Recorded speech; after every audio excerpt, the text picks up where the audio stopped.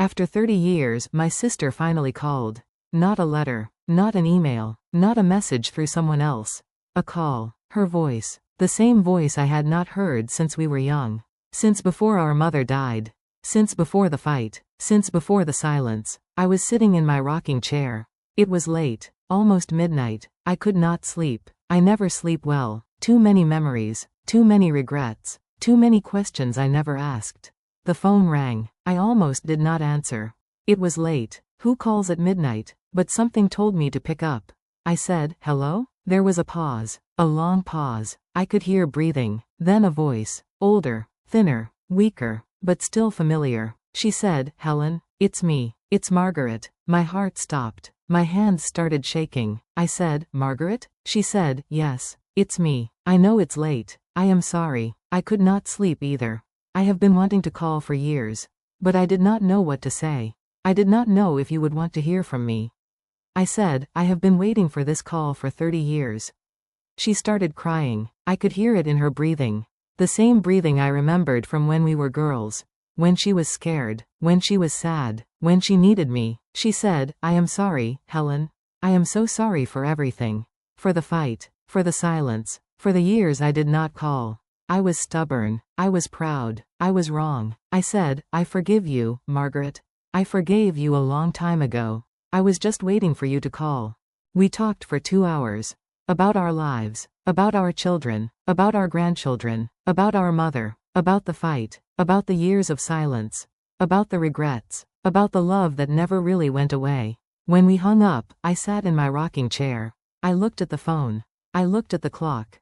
It was 2 in the morning. I was tired, but I was happy. For the first time in 30 years, I was happy. After 30 years, my sister finally called. And I answered, "Let me go back. Let me tell you about my sister. The sister I loved. The sister I lost. The sister who finally called after 30 years. Her name is Margaret. She is 2 years older than me. When we were young, we were inseparable. We shared a room. We shared clothes. We shared secrets. We shared everything. My mother used to say, 'You two are like twins. Born 2 years apart. But you share one heart.' We believed her. We thought we would always be close. We thought nothing could ever separate us. We grew up in a small town. Our father was a farmer. Our mother was a teacher. We did not have much money. But we had each other. We had love. Margaret was the responsible one. She helped our mother with the cooking. She helped our father with the chores. She helped me with my homework. She protected me from bullies. She was my big sister. My hero. I was the dreamer. I loved to read. I loved to draw. I loved to imagine. Margaret would listen to my stories. She would encourage me. She would say, "You are going to be a writer someday, Helen." I know it. I never became a writer. But I never forgot that she believed in me. We went to the same school. We had the same friends.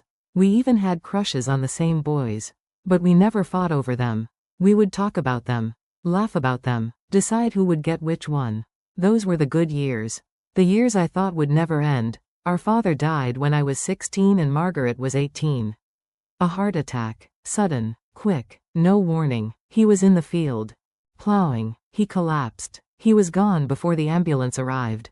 Our mother was devastated. She stopped eating. She stopped sleeping. She stopped talking. Margaret stepped in. She took care of our mother. She took care of me. She took care of everything. She canceled her plans to go to college. She stayed home. She got a job at the local grocery store. She worked long hours. She came home tired, but she never complained. I said, "Margaret, you should go to college. I can take care of Mom." She said, "You are too young, Helen. You need to finish school. I will go to college later. Right now, Mom needs us. And I need to be here." I felt guilty, but I did not argue. I went to school. I got good grades. I went to college. I became a teacher. I got married. I had children. I built a life. Margaret stayed home. She took care of our mother until she died. She worked at the grocery store. She never went to college. She never got married. She never had children. She gave up everything for our family. And I never said thank you. That was the beginning of the distance. Not the fight. The guilt. The unspoken debt. The feeling that I had taken everything and she had given everything. And I did not know how to make it right. Our mother died when I was 25 and Margaret was 27. Cancer. Slow. Painful. Cruel. She fought for 2 years. Margaret took care of her. Every day. Every night. She did not complain. She did not ask for help. She just did it. I visited when I could. But I lived 2 hours away. I had a husband. I had a baby. I had a job. I had excuses. Margaret never made excuses. She was there. Every day. Holding our mother's hand. Feeding her soup. Reading to her. When our mother died, Margaret was alone with her. I arrived an hour later. Too late. I did not get to say goodbye. Margaret was sitting by the bed. Holding our mother's hand. She looked up at me. Her eyes were red. Her face was pale. She said, "She asked for you, Helen. She asked where you were. I told her you were on your way." She waited, but she could not wait any longer. I said, "I am sorry, Margaret.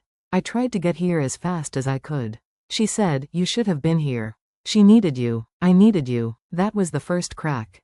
The first wound. The first stone in the wall that would separate us. The fight happened a year after our mother died. It was my daughter's birthday. She was turning 5. I invited Margaret. She came. She brought a gift. A doll. Hand. She had sewn it herself. It was beautiful. I said, "Margaret, this is beautiful. You are so talented." She said, "It is nothing. I had time. I do not have much else to do." There was bitterness in her voice. I heard it. I felt it. I said, "What is that supposed to mean?" She said, "Nothing. Forget it." I said, "No. Tell me, what is that supposed to mean?" She said, "It means that you have everything, Helen. A husband, children, a career, a life. And I have nothing. I stayed home. I took care of Mom. I gave up everything. And you never even said thank you." I said, "I have said thank you. Many times." She said, "You have not. You have been too busy with your perfect life to notice that I am here. Alone. With nothing." I said, "That is not fair, Margaret. You chose to stay. I did not make you." She said, "You did not make me? You were too busy with your own life to even notice what I was sacrificing." I said, "I am sorry. I am sorry for everything. I do not know what else you want me to say." She said, "I want you to say that you see me. That you appreciate me. That you love me. But you do not. You never have." I started crying. I said, "That is not true. I love you. You are my sister." She said, "Then act like it." She walked out. She slammed the door. She did not come back. That was the last time I saw her for 30 years. After the fight, I tried to call Margaret. She did not answer. I left messages. She did not return them. I sent letters. She did not respond. I drove to her house. She would not open the door. I asked our relatives. They said she was fine. They said she did not want to talk about me. They said she had moved on. I did not know what to do. I was hurt. I was angry. I was confused. I did not understand why she was so angry. I did not understand why she blamed me for her choices. I stopped calling. I stopped visiting. I stopped trying. I thought she needed space. I thought she would come around. I thought time would heal the wound. But time did not heal the wound. Time made it worse. Years passed. 1, 5, 10, 20, 25, 30 years of silence. 30 years of wondering. 30 years of regretting. I thought about her every day. On her birthday. On my birthday. On our mother's birthday. On holidays. On ordinary days. I would look at the phone. I would think about calling. But I did not know what to say. I was scared. Scared she would not answer. Scared she would hang up. Scared she would blame me again. So I stayed silent. And the silence grew. Like a wall. Brick by brick. Every unanswered question was a brick. Every unspoken apology was a brick. Every year that passed was a brick. I built a wall of silence around my heart. And I hid behind it. Because it was easier than facing the pain. Easier than admitting that I had lost my sister. Easier than accepting that she might never come back. The call came on a Tuesday. I was in the garden. Pulling weeds. My hands were in the dirt. The sun was warm on my back. The phone rang. I did not recognize the number. I almost did not answer. But something told me to pick up. It was a hospital. A nurse said, "Mrs. Davis? Your sister, Margaret, is here. She asked us to call you." My heart stopped. I said, "What happened? Is she okay?" The nurse said, "She is going to be okay. She had a minor stroke. She is stable now, but she asked for you. Can you come?" A stroke. Like our mother. The same words. The same fear. The same race to the hospital. I said, "I will be there as soon as I can." I drove to the hospital in 20 minutes. It usually takes 40. I do not remember the drive. I do not remember the traffic. I do not remember parking the car. I only remember running through the hallways, running to my sister. I found her in a room on the 3rd floor. She was sitting up in bed. She was pale, thin, connected to monitors. Her eyes were closed. She looked older than her years. I stood in the doorway. I did not know if I should go in. Did she want to see me? Did she ask for me? Or did the nurse make a mistake? She opened her eyes. She saw me. She said, "Helen." That was all. Just Helen. I walked to the bed. I sat in the chair next to her. I took her hand. I said, "I am here, Margaret. I am here." She started crying. She said, "I am sorry, Helen. I am so sorry for everything. For the fight. For the silence. For the years I did not call. I was stubborn. I was proud. I was wrong." I said, "Do not be sorry, sweetheart. Just rest. We have time. We finally have time." She said, "I do not deserve you, Helen. You are too good to me. You have always been too good to me." I said, "That is what sisters do, Margaret. We are too good. Even when we should not be. Even when it hurts. Even when we are separated by 30 years of silence." She cried harder. She held my hand. She did not let go. We talked for hours. About the fight. About the years of silence. About the regrets. About the pain. She told me about her life. About the loneliness. About the regret. About the pride that kept her from calling. She said, "I was so angry at you, Helen. I blamed you for everything. For staying home while you went to college. For taking care of mom while you built a life. For being alone while you had a family. I blamed you for my choices. And I could not forgive you. Because I could not forgive myself." I said, "I blamed myself too, Margaret. I felt guilty for leaving. For not helping more. For not saying thank you. For not seeing you. I thought you hated me. I thought you did not want to talk to me." She said, "I never hated you, Helen. I hated myself. And I took it out on you. I am so sorry." I said, "I forgive you, Margaret. I forgave you a long time ago. I was just waiting for you to call." She said, "I was waiting for you to call too. We were both waiting. Both too proud. Both too scared. Both too stubborn." I said, "We are not too stubborn anymore. We are here. Together. That is what matters." She smiled. A real smile. The first real smile I had seen on her face in 30 years. She said, "I missed you, Helen. I missed you every day." I said, "I missed you too, Margaret. Every single day." Margaret stayed in the hospital for a week. I stayed with her. I slept in a plastic chair. I held her hand. I fed her soup. I read to her old books, the ones our mother used to read to us. We talked for hours about our childhood, about our parents, about our dreams, about our regrets, about the years we lost. She told me about her loneliness, about the years of silence, about the nights she picked up the phone and put it down, about the letters she wrote and tore up, about the pride that kept her from reaching out. I told her about my guilt, about the feeling that I had abandoned her, about the nights I cried myself to sleep, about the birthdays I celebrated without her, about the holidays that felt empty. She said, "We wasted so much time, Helen.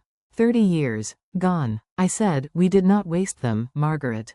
We just paused. We are pressing play now." She said, "I am so glad you came, Helen. I am so glad you answered the phone." I said, "I am so glad you called, Margaret.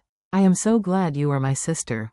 We hugged. We held each other. We did not let go. Margaret moved into my house after she got out of the hospital.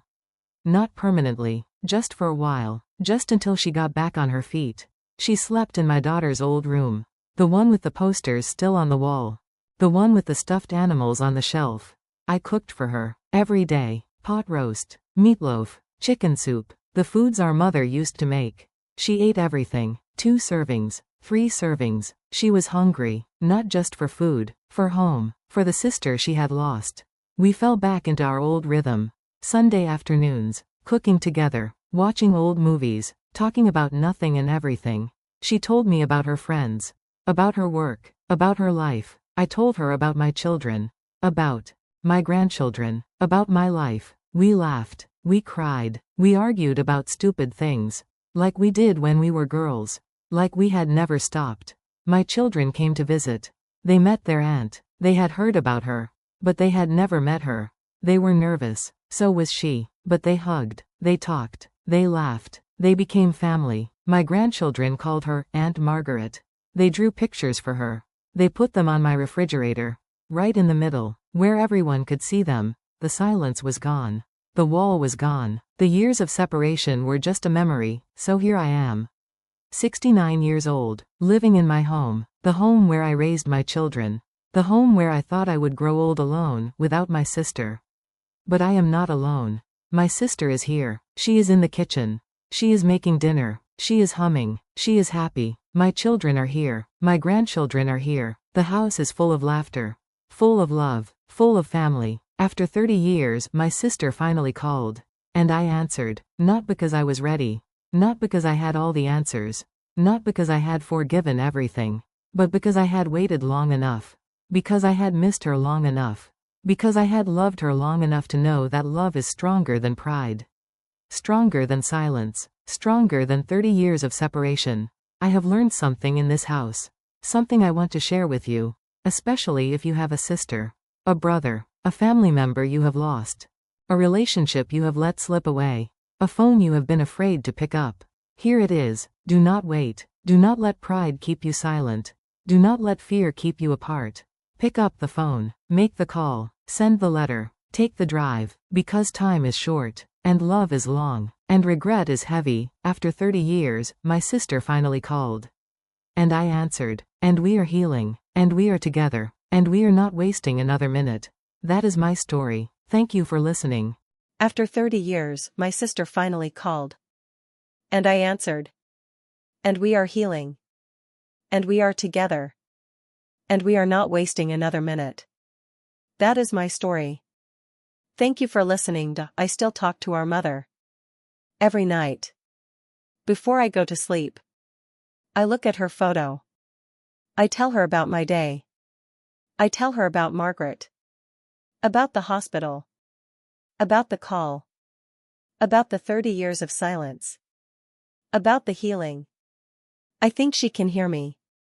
I think she is listening. I think she is proud of us. Not because we did everything right.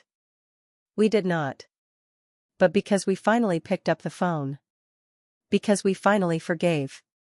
Because we finally came home. That is all any of us can do. Pick up the phone. Forgive. Come home. Even when it is hard.